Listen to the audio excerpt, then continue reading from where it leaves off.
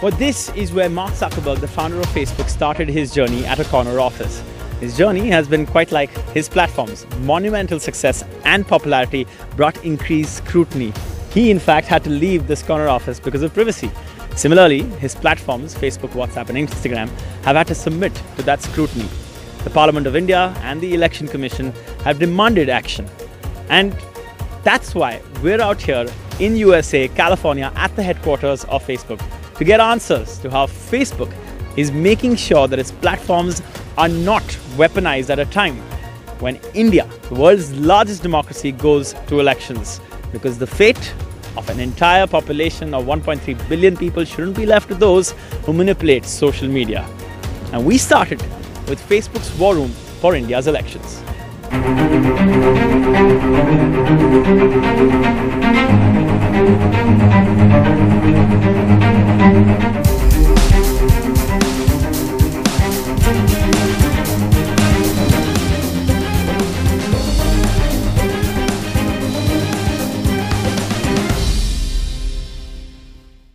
Well, this is quite a special moment. We're just days away from the Indian election, and right now we are in San Francisco, California state. This is the place where Facebook is actually trying to monitor the elections. This is what they might call the operation center, but in a sense, it is the war room. And what you're seeing is that they're even watching NDTV 24/7, as they are many other channels, trying to see wherever there is information, what information is there, and how harmful or not will it really be for the Indian elections. For that, we have Kaushik with us. Thanks so much, Kaushik. You've been monitoring with the rest of the teams that are out here. What's interesting is that they have as many as, 40 teams across Dublin, Singapore, right here in California, state of America, and of course in New Delhi, which is really the coordination area. So just start by telling us, when did this start? 18 months back, as I understand, and where you've come now. So our work for India started over 18 months ago. And when we look at what it takes to protect the elections in a given country, we start with research. We start by going deep to understand what's taking place in each country, what the unique threats are, and the work that we need to do and the investments that we need to make. There's so many unique threats in India because it's so diverse. And so one of the things that we realized very early on, and we've invested in since then, is that the linguistic diversity of India is so considerable. And so we've made investments in machine learning, in better translation systems, in better detection systems, so that we can ensure that we help protect India's elections. That investment then accumulates into what you see today, which is that we have teams across data science, threat intelligence, engineers, folks on operations and policy working together to ensure that we have real-time monitoring, that we can investigate issues as they come up, and that we can respond to them rapidly so that we can make the important decisions that are needed as a new crisis or as a new issue. And all of this is, of course, with the Election Commission. Yes, you're working in coordination with them. We can't do this by ourselves. A core aspect of how we work is we work in partnership with the Election Commission, we work in partnership with civil society. We recognize that this is broader than just Facebook. It's work that we need to do across a range of stakeholders to ensure that we're helping protect the elections. Okay. All right. I have a number of questions for you. So are you ready? This is going to try to be as less obfuscating as it can possibly be, because the Indian public really needs to understand what Facebook is doing, what it promises ahead of the elections, which is right here now. I think the first question we want to understand is, in terms of manpower, how many people are involved just for the Indian elections? So what you see in this room is really the tip of the spear. We have people across approximately 40 teams working together across these sets of capabilities, so that we have folks who can do investigations, we have people with language experience, we have people who can understand how to investigate and diagnose issues as they come up. Okay. But there's a much broader investment that we've made in safety and security across the company over the course of the past few years. We've talked publicly about how we've grown the people working in this space into the tens of thousands to ensure that we can respond to issues as they come up. Okay. You talked about the diversity aspect, and I think from my conversation with you earlier, I was trying to understand which is your biggest challenge. You were talking about languages, the ethnicity, the diversity that we are actually seeing. And in all of this, I find it hard to imagine how Facebook is actually able to make this entire exercise foolproof. Can you make it foolproof? Can you say that going into this election, it's the Facebook platform is going to be foolproof when it comes to fake news, misinformation. None of that is going to be allowed, and it's going to be taken down as soon as possible, within 3 hours, as I understand. I think we're prepared. The work that we've done builds on top of the research that we've done over the past few months. It builds on top of the expertise and technical investments that we've made to make sure that we have the right detection systems, as well as the investments we've made so that we can make decisions quickly when needed. Okay. But one thing I just want to make sure we call out is that this work is complex. It's always evolving. Yeah. We did work around the state elections in India in November and December, and of course, yes, Madhya Pradesh and yes, Rajasthan, yeah. And from each of those, we learned new areas where we needed to invest. And I fully anticipate, of course, there's 7 phases in the Indian election, right? So we know that after Never each, ending. it's going to be a busy few months. Yeah. So we know that at the end of each phase, we're going to do work to ensure that we can understand what went well, where do we need to improve. There's a lot that we have invested and grown over the course of the past few months, and we're going to continue to do that. Tell us, what is this? What's going on here? So, sure. So just to orient you, when we think of what the operation centers are about, they really are about 3 things. About investigating issues when they come up, about investing in detection so we know the right things to focus on, and then about responding quickly. So what you see around you are everything from dashboards so that we can track new trends as they emerge, alerts and alarms so that we can get the right person in this room to pay attention to an issue before it becomes viral and so that we can respond quickly. And then you see a range of different kinds of expertise in the room. So we have people who understand how to do investigations around coordinated behavior. We have people who understand how to help translate the content. We have people who understand how to languages to do that also. Yeah. Right. So it's a complex effort. Okay. The one concern that we're trying to address also is the aspect of how you actually determine what is not acceptable to you based on Facebook's policy. New information which is adapting and to your advanced form of making sure that everything is clean on the system as much as it can be.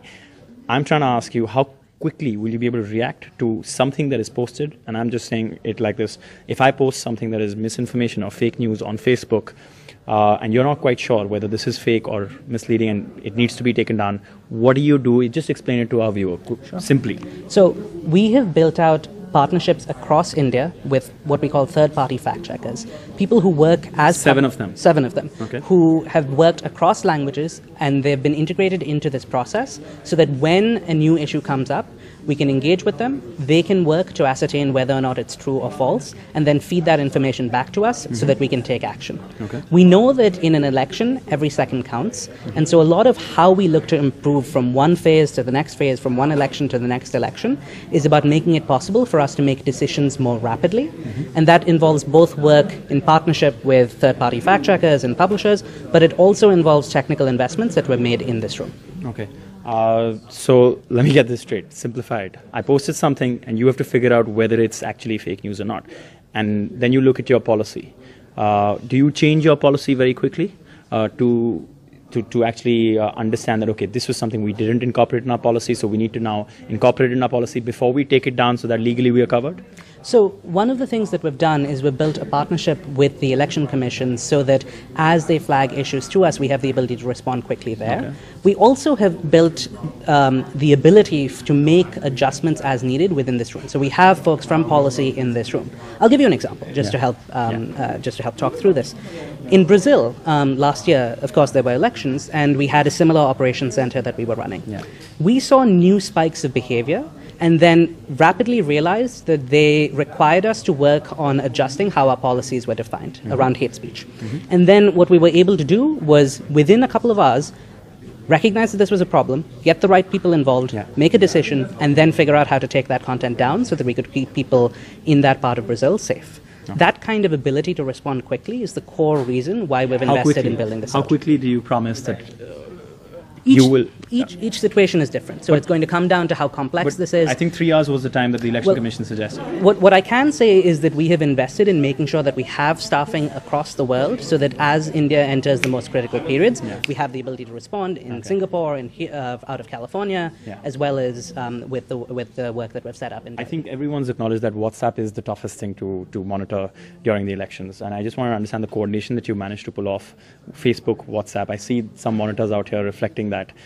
So if you could talk us through just how you're trying to bridge that gap, because you are a product that is end-to-end encrypted WhatsApp, but at the same time you need to fight fake news. So how do you find the origin of it? What have you managed to do with regard to that? And from the war room, what is it that you're doing different from the new techniques that you've already put in place, like that, the aspect of 5 forwards maximum and all of that? Beyond that, I'm talking about. Yeah. So one of the things that I mentioned earlier is that we have a lot of expertise in this room. We also have representation from WhatsApp, from Instagram, as well as Facebook in this room. Yeah. And so we have the ability, for example, right there, we're tracking spam reports as they come in on WhatsApp and looking for trends or potentially surprising behavior that we can respond to. Okay. As you mentioned, WhatsApp is end-to-end encrypted, but we've been able to work on looking at the ways in which misinformation spreads on the platform, and often what that looks like is using spam techniques. And so the message forwards example that you mentioned is one example of how we try to reduce the amount of virality associated with misinformation, but there's also work that we've done to allow people to have more control on WhatsApp. So you may have seen us announce recently that people will start to be able to, will start to be able to control which groups they can be added to and who can add them to it. And I think that's an example of how our approach to WhatsApp, while recognizing that it is end-to-end encrypted and secure, still involves investments in technology and in product to reflect the threats that we see. Okay. Let me ask you a tough question, okay? Sure. Try to answer this the best you can. It's about the amount of money that has been spent in trying to fight fake news, misinformation in the Indian elections that are coming, with the setup of all these teams, 40 teams, with the 30,000 researchers and more of that across so many cities. Is there a way in which you can tell us about that by comparing it to Brazil and the US? I can say that we view election security as our top priority across the company. Yeah. I've been working within election integrity across our work with the US, with Brazil, with the Indian state elections, with the work that you see set up here right now. And the investment that we're making for India is the same kind of investment we made in other countries, because we recognize the importance of getting this right. We've invested in technology, we've invested in people, and we've invested in the right processes so that we can make decisions quickly and address threats as they emerge. All right. Kaushik, I appreciate it. Thank you so much. It has been wonderful speaking to you. Likewise. Thank you.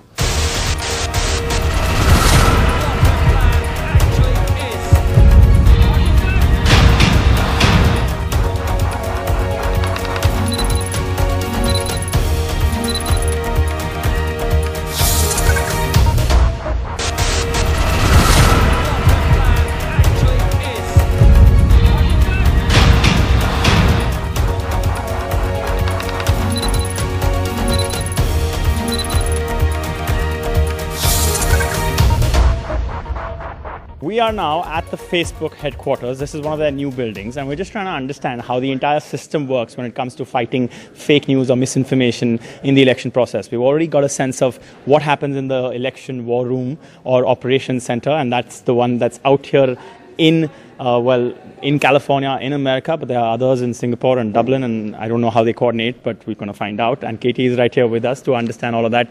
You're really somebody who's watching global elections for Facebook, and as you walk us through Facebook's office, start by telling me how many times you go to Mark Zuckerberg's office and where is that? So protecting the integrity of elections is of the utmost importance to the company and to our leadership. And so literally we are sending them updates sometimes daily, but actually every week we are doing an overview with leadership about where we are with the preparations for elections, where we might need more resources or their help. So they are very much paying attention to this and making sure we have all of the resources that we need to be protecting the integrity of the elections. They're actually willing to give every kind of resource in terms of money and HR. They're willing to give that, because this is something that I've understood in terms of just manpower. You had 10,000 people working on it just 18 months back, and now you have 30,000 people working on this. Is that correct? Correct. Yeah. So we've increased our number of safety and security people from 10,000 to 30,000. We've invested in new tools like our political ads transparency, which for the first time, people can now see the advertisements that political parties and candidates might be putting on the platform. This has been, like I said, utmost importance to leadership, and Mark himself has said that the investment that we're putting into this is going to hit our bottom line, and it actually has. Okay, his office is somewhere there, right? His office is here in this building, yes. Okay, all right, okay. I think the one other thing that I want to talk to you about was that the coordination with the Election Commission and the Facebook headquarters here in Dublin and in Singapore and Delhi. How's that going to work? Just explain that for us. Yeah, absolutely. So we've been working very closely with the Election Commission in developing the processes so that they can flag for us content that they might be seeing that could be violating our community standards or might be violating the law. And so they have a group of people that they can know how to reach out to, whether it's email or phone. And then when we get that, we put it into the operations center so that we can make sure we can assign an owner to that and take action quickly. Yeah, okay. One other aspect, and the final question that I have for you is, just trying to get a sense of why everyone keeps saying that the real challenge is WhatsApp. The real challenge is WhatsApp when it comes to this election, because Facebook has shown that it can actually do a lot of things. Us being here, interacting with you, seeing the war room is a reflection of just that. But when it comes to WhatsApp, it's kind of difficult because of the product's design itself, end-to-end encryption. And I am just trying to understand more than the aspect of the 5 forwards and the new systems that have come into play. How is it that you're going to be able to, in real time, tackle it down when it comes that misinformation? So election integrity is also very important to WhatsApp, and they're part of our operations centers. They do have their own unique challenges because it is slightly different than Facebook, but that's why we've been looking at what are the product changes that we can be making. Also doing the marketing campaigns like share joy, not rumors, so people can be more critical consumers of the information that they might be seeing on WhatsApp. But this is an investment not just for Facebook, the Blue app, but across our family of apps. All right. Which is your favorite place out here in this office? Where do you go to have a good time? Actually, there's a really great Indian cafe down there that when I need to get my fix of Indian food, I tend to go to that one. All right. And that's where I'm going to head. Thank you so much. Thank you. Appreciate it. Yeah, thank you.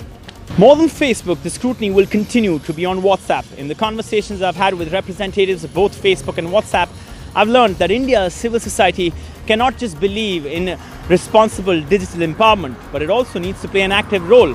It needs to call out fake news when it sees it.